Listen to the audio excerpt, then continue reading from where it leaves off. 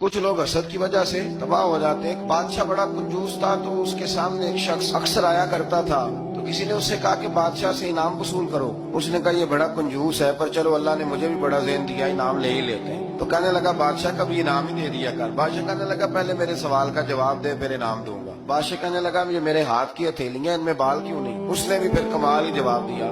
کہنے لگا آپ سخی بڑے ہیں، وہ دے دے کے نا بال سارے گھس گئے۔ بادشاہ کو بڑا ہی غصہ آیا، پتا تو اسے تھا نا میں کنجوس ہوں۔ غصے سے کے ساتھ کہنے لگا تو تیرے ہاتھوں میں کیوں نہیں بال؟ کہنے لگا بادشاہ تو نے دیا بڑا ہے تو میں نے لیا بڑا ہے، تیرے دے دے کے گھس گئے ہیں تو میرے لے لے کے گھس گئے ہیں۔ تو اس کو اور غصہ آیا، کہنے لگا تو یہ جو سارے بیٹھے ہیں تو ان کے ہاتھوں میں بال کیوں نہیں؟ کہنے لگا بادشاہ تو دیتا رہتا ہے، میں لیتا رہتا ہوں، تو یہ ہاتھ ملتے رہتے ہیں۔ تو بادشاہ کہنے لگا بندہ تو سیانا ہے، تجھے کچھ نہ کچھ دینا ہی پڑے گا۔ تو کچھ لوگوں کے نا مال مال کے ہی اللہ دیتا ہے، نوازتا ہے، پر ان کے حسد کر کر کے یہ ہاتھ گھس جاتے ہیں۔